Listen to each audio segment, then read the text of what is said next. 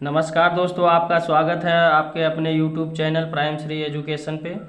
दोस्तों आज हम संख्या पद्धति का तीसरा पार्ट लेकर आए हैं।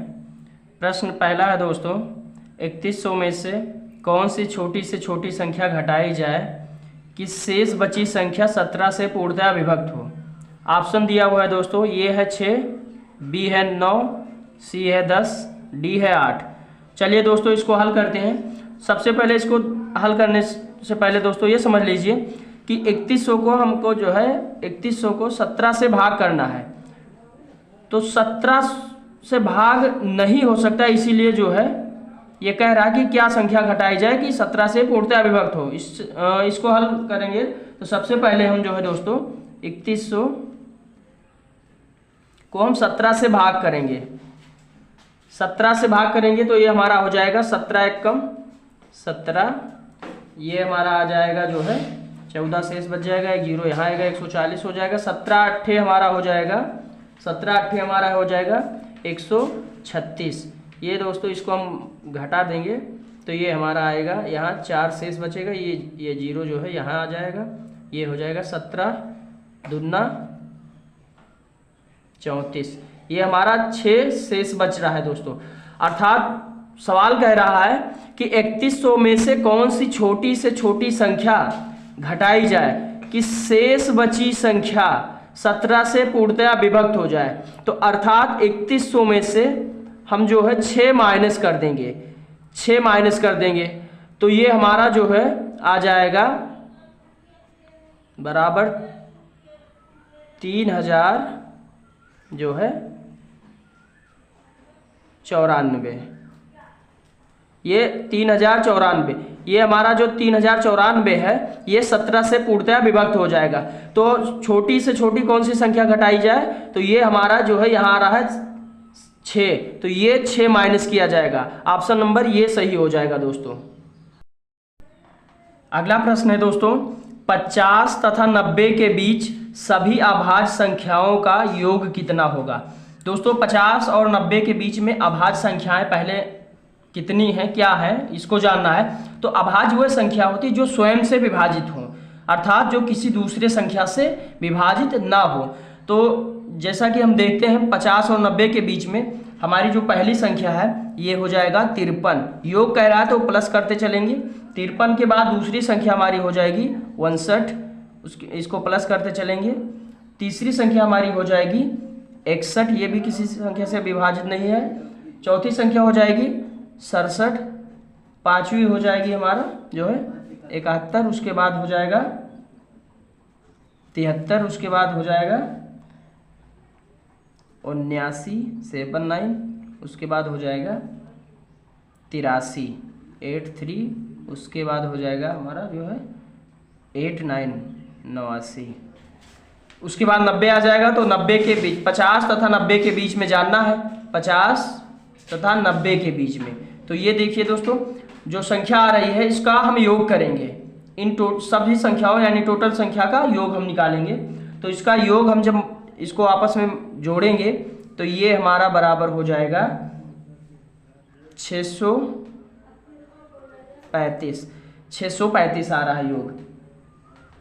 यानी कि दोस्तों कुछ नहीं करना है, जब कभी भी किसी संख्या के बीच में अभाज्य संख्याओं का योग पूछे या अभाज्य संख्या पूछे तो सबसे पहले हमें यह देखना है कि अभाज्य संख्याएं हैं क्या। तो अभाज्य संख्याएं वह होती हैं जो स्वयं से विभाजित होती हैं, अर्थात किसी दूसरे संख्या से विभाजित ना हो। तो ये जितनी संख्याएं हैं ये स्वयं से ही विभाजित होंगी, चाहे 53 हो या 59 हो या 61 या 67 या 71 या 73 या 79 या 83 या 89, ये किसी दूसरे संख्या से विभाजित नहीं है, ये स्वयं से ही विभाजित है, इसलिए इन्हें अभाज्य संख्या कहा जाता है।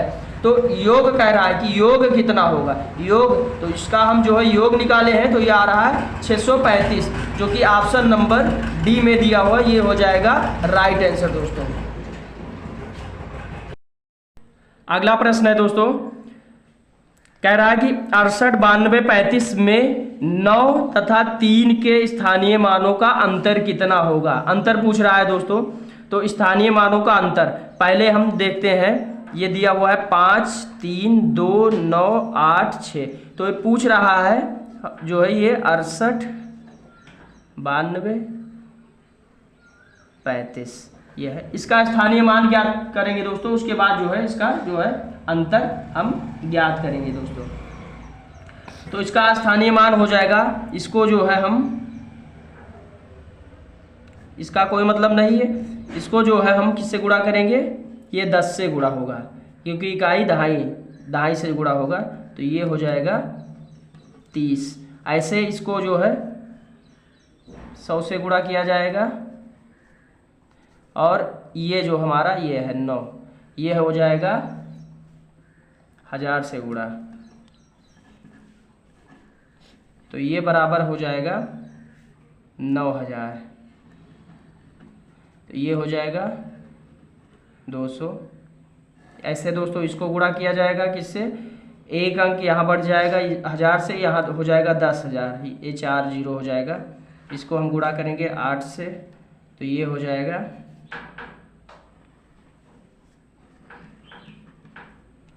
80,000। इसको जो है दोस्तों गुणा होगा, ये यहाँ हो जाएगा, यहाँ 4 जीरो, यहाँ देखिए दोस्तों यहाँ 1 जीरो था, यहाँ 2 जीरो, यहाँ 3 जीरो, यहाँ 4 जीरो, तो यहाँ 5 जीरो हो जाएगा। इसको गुणा करेंगे 6 से,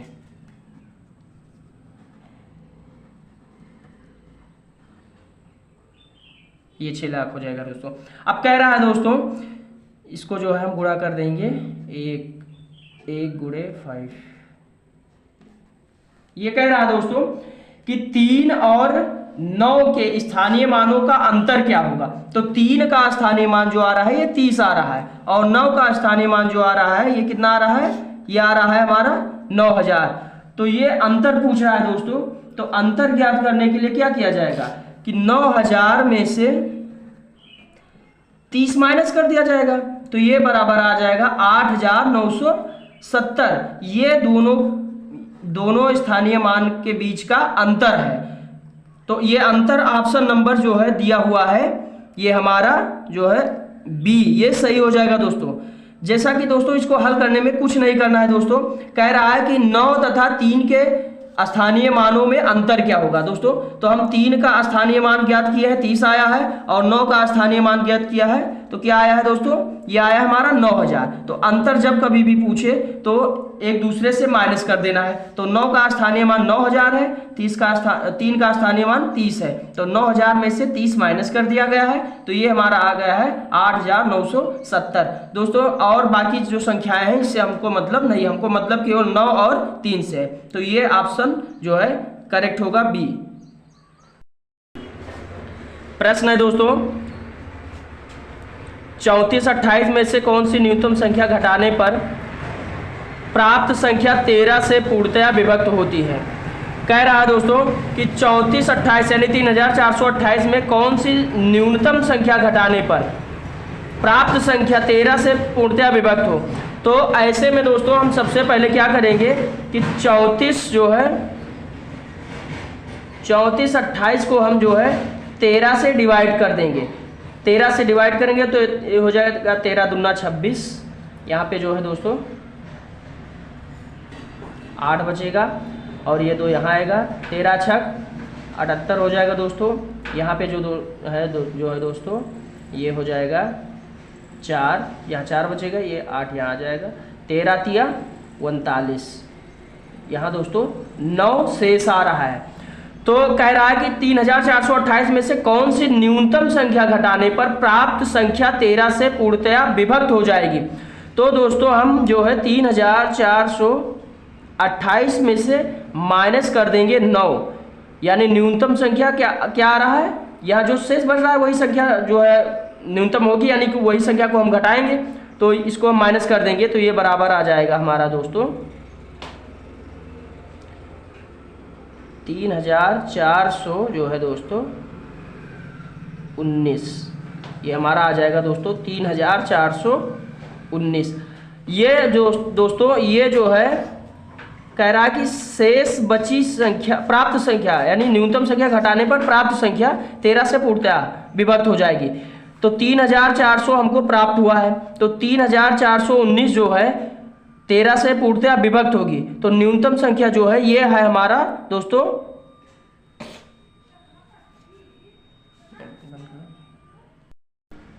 9 आ रहा है दोस्तों न्यूनतम संख्या। तो 9 ऑप्शन में दिया हुआ नहीं दिया है, तो इस अनुसार जो है दोस्तों ई ऑप्शन सही हो जाएगा, इनमें से कोई नहीं। क्योंकि दोस्तों कह रहा है कि 34,428 में से कौन सी न्यूनतम संख्या घटाने पर प्राप्त संख्या 13 से पूर्णतया विभक्त होगी। तो सबसे पहले दोस्तों 3,428 को 13 से डिवाइड करेंगे, यहाँ पे शेष बच रहा है 9, यही 9, इसी 9 को हम जो है माइनस कर देंगे। तो इसी 9 को हम माइनस करेंगे तो ये हमारा आएगा 3,419। ये प्राप्त संख्या है, ये प्राप्त संख्या 13 से पूर्णतया विभक्त होगी। इसको हम जाँच कर लें, तो जाँच करने पर ये जो है भाग कर देंगे 13 से, 13 दूना 26 हो जाएगा। यहाँ जो है 8 बचेगा, ये आएगा यहाँ 13 छः 78 जो है, ये आएगा हमारा जो है 3, और ये 9 यहाँ आ जाएगा, ये हो जाएगा 13 तिया 39। देखिए दोस्तों ये पूरा का पूरा डिवाइड हो रहा है, अर्थात ऑप्शन नंबर ई जो है सही हो जाएगा। अगला प्रश्न है दोस्तों 6 अंकों की वह छोटी से छोटी संख्या कौन सी है जो 111 से पूर्णतया विभक्त हो जाए। चलिए दोस्तों इसको सॉल्व करते हैं। कह रहा 6 अंकों की छोटी से छोटी संख्या, तो 6 अंक की सबसे छोटी संख्या जो होती है वो है 1 लाख।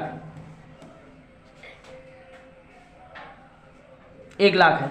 अब कह रहा है कि कौन सी संख्या है जो 111 से पूर्णतया विभक्त हो। तो इसको हमें 1 लाख को जो है 111 से डिवाइड कर देंगे, तो ये 11 नौया जो है हो जाएगा 900, 11 नौया 999 हो जाएगा दोस्तों, 11 नौया 999 हो जाएगा दोस्तों। अब इसको यहाँ देखिए दोस्तों, यहाँ जो है 4 अंक को लिया गया है। कितने अंक को? 4 अंक को। तो अब यहाँ 3 अंक है, जो ऐसे कंडीशन में यहाँ एक 0 बढ़ जाएगा दोस्तों। अब देखिए दोस्तों इसको माइनस करेंगे, यानी 1000 में से 999 माइनस करेंगे तो 1 शेष बचेगा। अब देखिए दोस्तों यहाँ 2 अंक यानी 2 0 बच रहा है, तो ये 2 0 जो है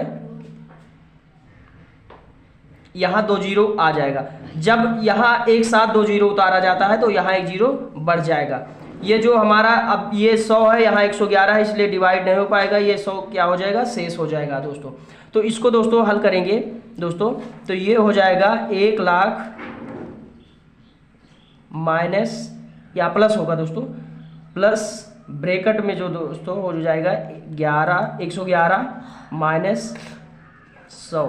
तो ये 111 में से 100 माइनस होगा तो ये आ जाएगा 11, तो ये बराबर हो जाएगा 1 लाख